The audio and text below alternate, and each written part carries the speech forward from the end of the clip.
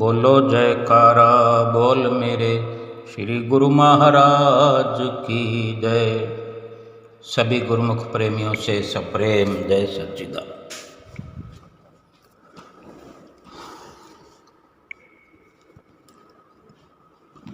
24 घंटे बाहर की दुनिया हम देखते हैं। अगर सोए भी होते हैं, सो जाने पर भी कभी स्वप्न में आ जाए तो भी वही दृश्य हमारी आँखों में समाये होते हैं, वही कुछ दिखता है। कभी रात्रि में उठना पड़े एक बार दो बार तो उन्हीं देखे हुए दृश्यों को याद करते हुए उठते बैठते फिर से सो जाते। कभी ये भी हम विचार करें कि जब ये जिक्र आता है कि बाहर की दुनिया, बाहर की व्यवस्था, ये बाहर के रंग तमाशे हैं, तो इनके साथ भीतर का भी समन्वय बना हुआ है। बाहर और भीतर, ऊपर और नीचे, दिन और रात, अमीर गरीब, भला बुरा, ये हर परिस्थिति में दो पहलुओं का जुड़ाव है। अब जिस प्रकार हम 24 घंटे बाहर की कार्रवाई में लगे हुए हैं, लगे रहते हैं, तो क्या भीतर अंदर के बारे में सोचना, विचारना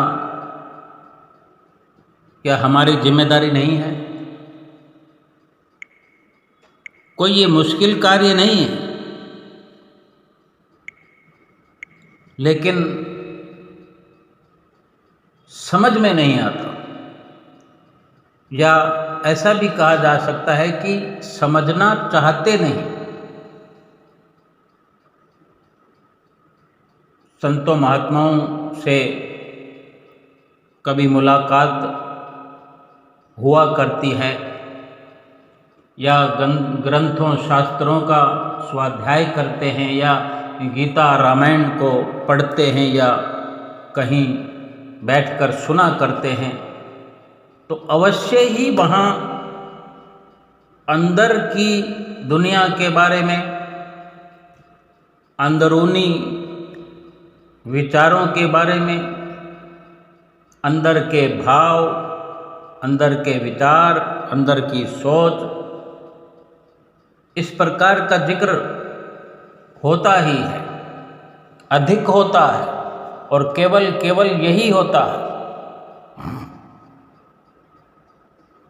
लेकिन फिर भी जब हम प्रयास करने लगते हैं तो न जाने क्या हो जाता है।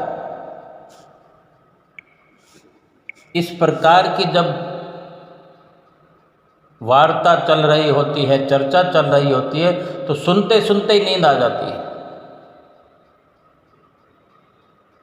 और इसी के उलट में हम देखें, जो बाहरी दुनिया में हमारा रोज का कार्य है, चाहे मेहनत मजदूरी करने वाले का भी कार्य हो, बोझा उठाने वाले इंसान का भी कार्य हो, अगर उसे कोई बोझा उठाने का कार्य मिलता है, अभी थक हार कर कहीं बोझा पहुंचा कर आया है, आकर 10 मिनट भी नहीं हुए उसको आराम करते हुए, और कोई और आ गया ग्राहक बोझा उठवाने के लिए, तो वो खुशी से जाएगा, तुरंत उठ जाएगा। एक सेकंड का भी समय न लगाते हुए कि कहीं कोई और ना ले जाए उस बोझे को, मैं ही ढोकर आऊँगा, मुझे पैसा मिलना चाहिए, मुझे धन मिलना चाहिए। पूरी कोशिश करेगा, पूरा जोड़ तोड़ लगा करके हाथ से मौका जाने नहीं देगा। लेकिन भजन सुमरन के वक़्त हाथ से मौका तो क्या, पूरा जीवन गुजार दिया। कोई बोझा नहीं उठाना, बल्कि आराम करना है। अगर सत्संग में, सुमरन में आराम ना हुआ होता तो नींद क्यों आती। लेकिन ये विश्वास अपने आप को दिलाना पड़ेगा। कोई बोझा नहीं उठाना, कोई धूप में नहीं जाना, एकांत में बैठ करके भगवान के नाम का सुमरन करना, अपने भीतर की दुनिया के नज़ारों का देखना, भीतरी नज़ारों की झिलमिल को देख करके अपने जीवन में खुशियां भरना, खुशियों के रंग भरना, ये कितने लाभ का कार्य है। और इसके बदले में जो धन मिलेगा, वो धन तो गिनते गिनते भी थक जाएंगे। उसके लिए तो कोई मशीन भी नहीं बनी। आज बैंकों के अंदर अधिक रुपया गिनने के लिए नोट गिनने वाली मशीन पड़ी होती है, उसी में डालकर धड़ाधड़ गिन लेते हैं। लेकिन जो भीतर की दुनिया में खोज करने वाले, भीतर की दुनिया में विचरने वाले, भीतर की दुनिया को देखने वाले जो गुरुमुख हैं, प्रेमी हैं, भगत हैं, संत जन हैं, सेवक हैं, जो भक्ति में, सुमरन में अपना समय लगाते हैं, समय खर्च करते हैं, अपना शरीर लगाते हैं, तन मन खर्च करते हैं, उससे जो धन की प्राप्ति होगी उसको तो गिनने के लिए कोई मशीन भी आज तक नहीं बनी।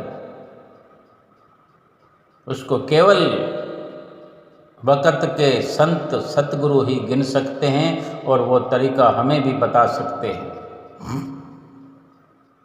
हम केवल इस कार्य में, इस सौदे में, इस व्यापार में पारंगत हो जाएं, समझदार हो जाएं, फिर सब कार्य अपने आप होता चला जाएगा। फिर जो बाहरी दुनिया में जो बोझा उठाना पड़ता है, उस बोझा उठाने से भी अधिकतम रियायत हो जाएगी, क्योंकि अंदर की दुनिया का जिसको सपोर्ट मिलेगा वो बाहर की दुनिया में सुरखरू होता जाएगा। तभी तो महापुरुष फरमाते हैं कि लोक और परलोक दोनों संवर जाते हैं उसके। जो संतों महापुरुषों के सानिध्य से भीतर की दुनिया का वासी बन जाता है, जिसकी सुरत भीतर रमण करने लगती है, भीतर की एकाग्रता, भीतर की खोज पड़ताल,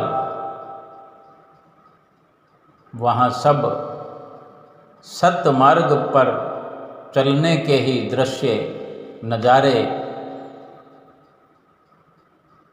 देखने को मिलते हैं। जब तक ये लगन नहीं लगेगी और देखने के साथ साथ सुनने के लिए हमने कान भी अपने 24 घंटे बाहर की ओर लगा रखा है, बाहर की ध्वनियाँ सुनते हैं, चाहे कानों को बहरा करने वाले हों, चाहे कानों को विचलित करने वाली ध्वनियाँ हों, लेकिन लगे हैं रात और दिन हमारे कान बाहरी दुनिया में, सुन रहे हैं निंदा, चुगलियाँ, बुराइयाँ, पाप सुनते चले जा रहे हैं। क्या कभी सोचा हमने कि 24 घंटे में कानों को बाहर की ओर से बंद कर दिया जाए, थोड़ी देर के लिए सही, एक बार थोड़ी देर के लिए कानों को भीतर की ओर लगा दें, बाहर से बंद कर दें किवाड़ कान के। भीतर भी हो रही हैं आवाज़ें, धुन हो रही है, खोज करें।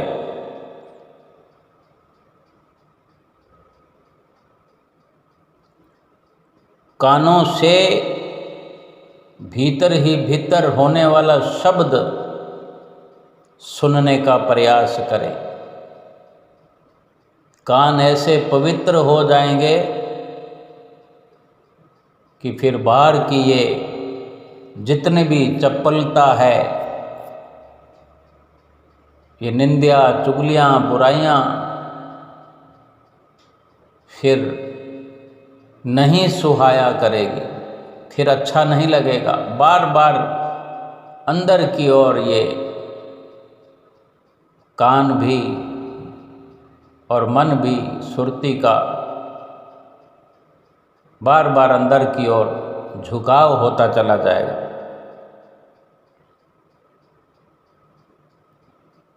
सुनने के लिए कानों को अंदर लगाएं, देखने के लिए अंदर की आँख को खोलने का प्रयास करें।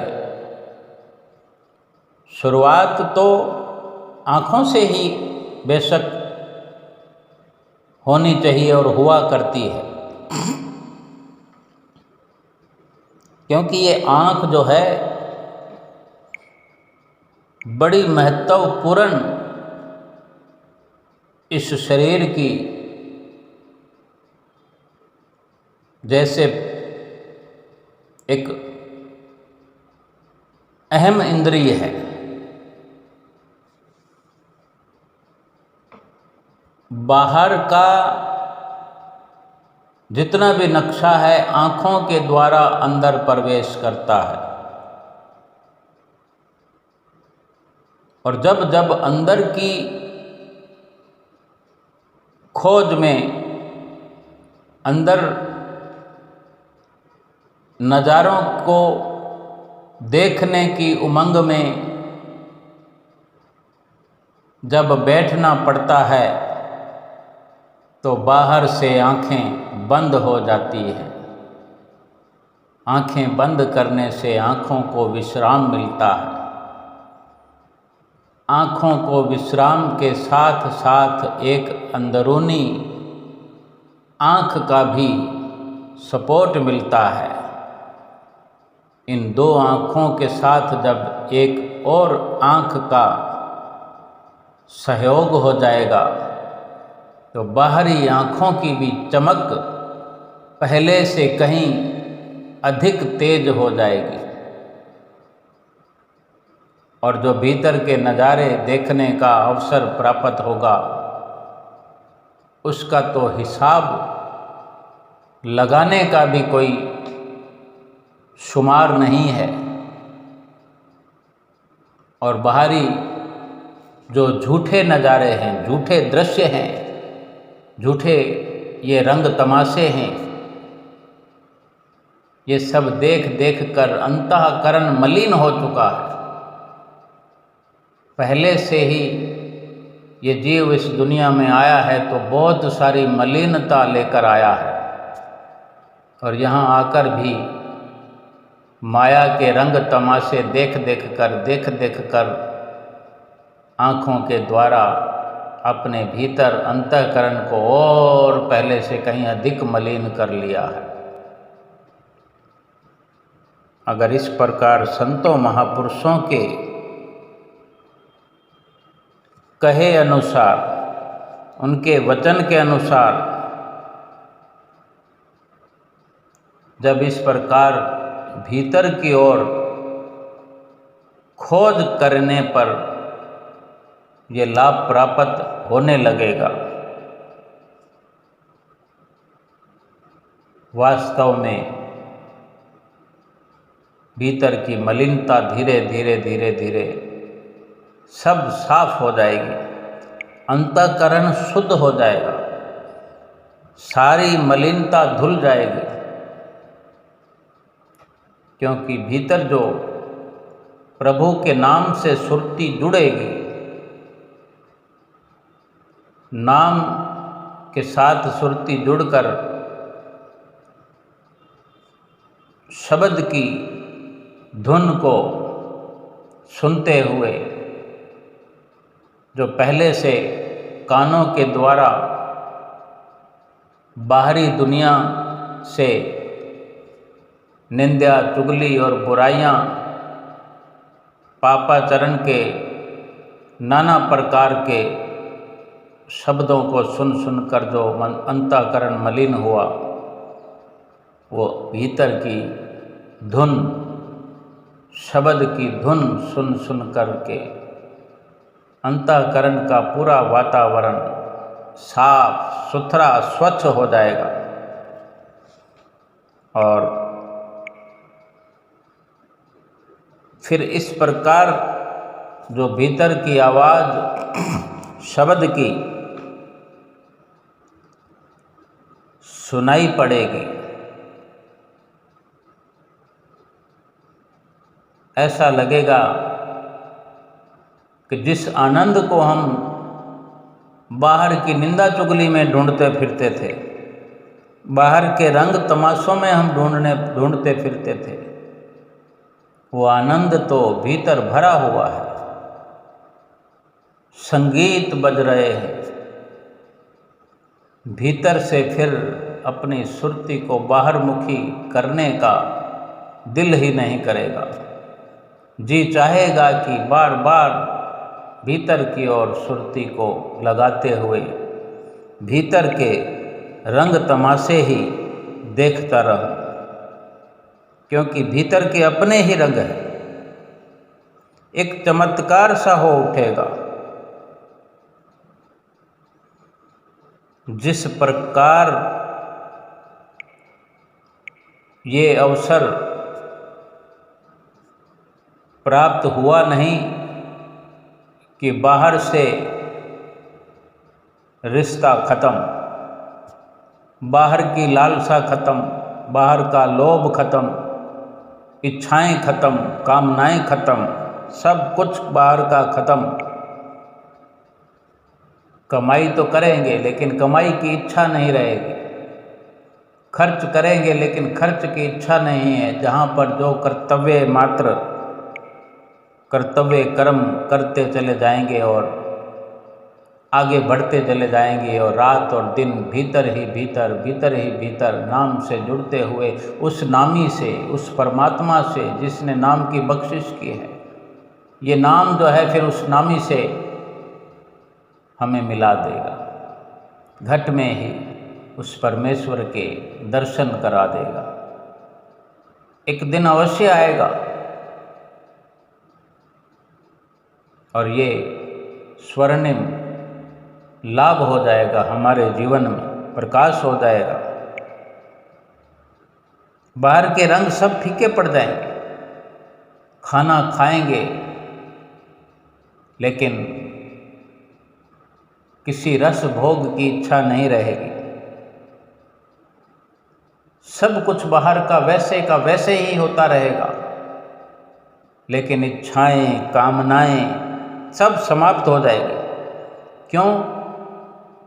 कि भीतर का जो ये लाभ प्राप्त होगा, इससे पूर्ण रूप से संतोष ही संतोष प्राप्त हो जाएगा, संतुष्टि हो जाएगी पूर्ण रूप से।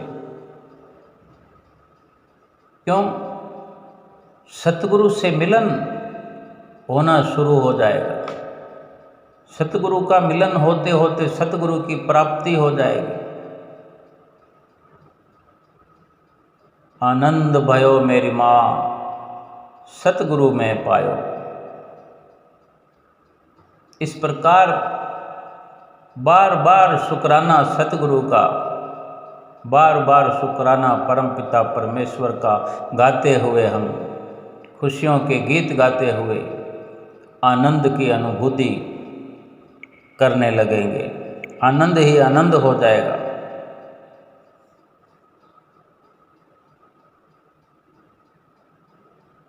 पहले हम ऐसा सोचते हैं कि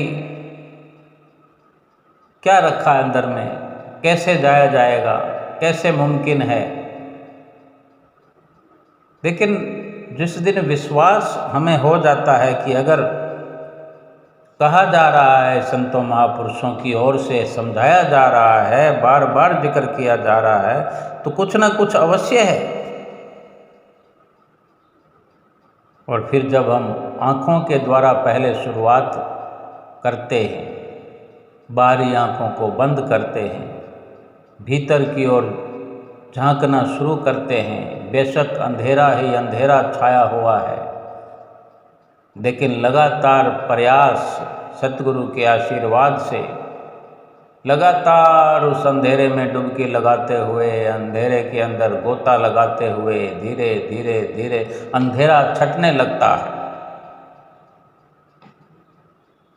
अधिक कुछ कहने से केवल इतना समझना ही जरूरी है कि इस प्रयास को शुरू किया जाए, शुरुआत की जाए और एक सिलसिला शुरू हो जाए खोज का, पड़ताल का, आविष्कार का, जो हमने अपने जीवन में करना है। इसी आविष्कार को करने, इस खोज को करने के लिए ही हम इस दुनिया में आए हैं।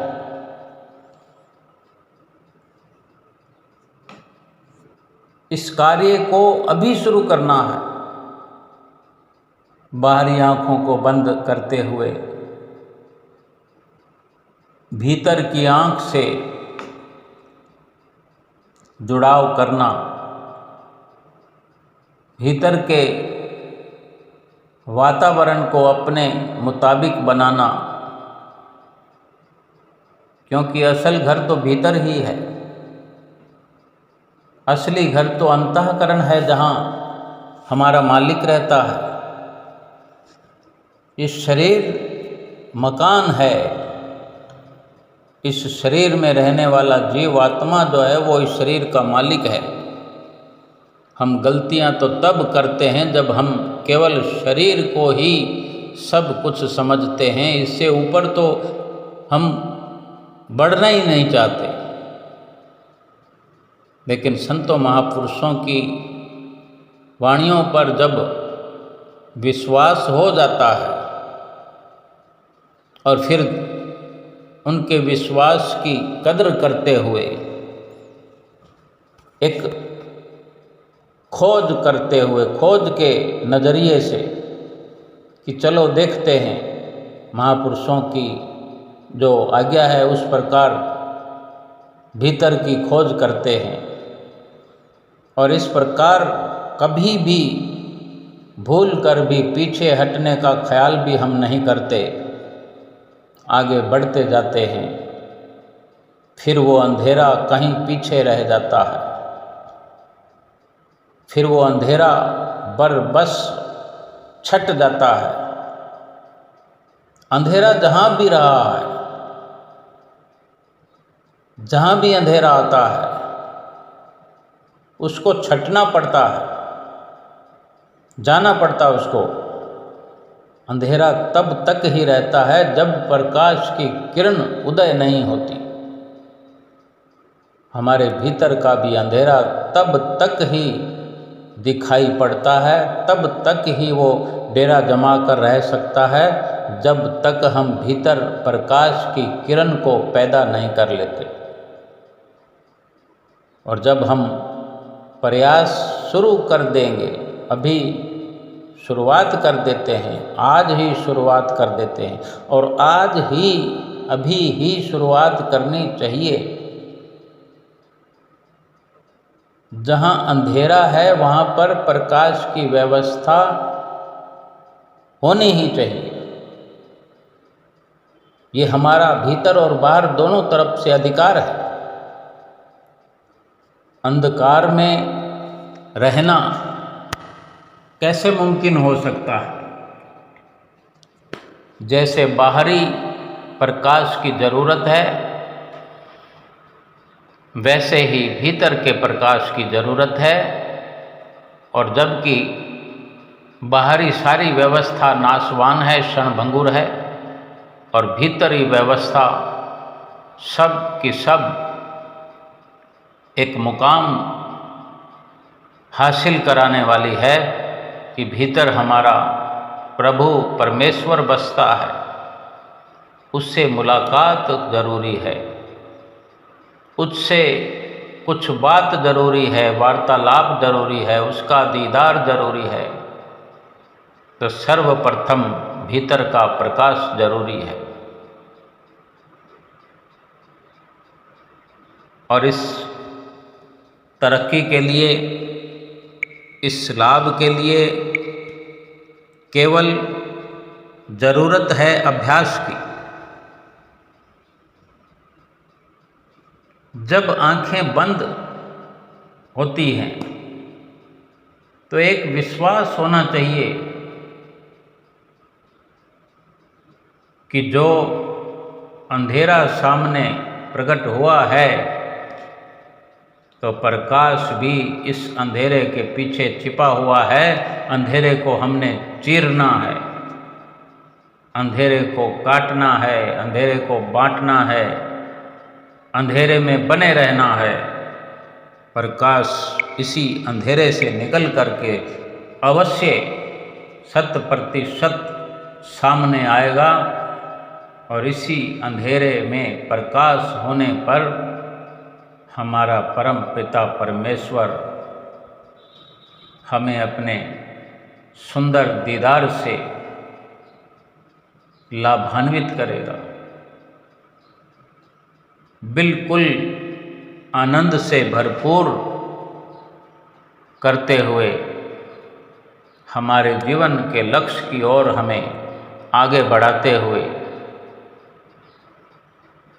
हमारे मकसद में हमें ये भीतर का प्रकाश करेगा। प्रकाश होने पर ही हम भीतर की सारी व्यवस्था को सुचारू रूप से देख पाएंगे, लाभ प्राप्त कर पाएंगे, अपनी आत्मा को परमात्मा से एकाकार कर पाएंगे। बोलो जयकारा बोल मेरे श्री गुरु महाराज की जय।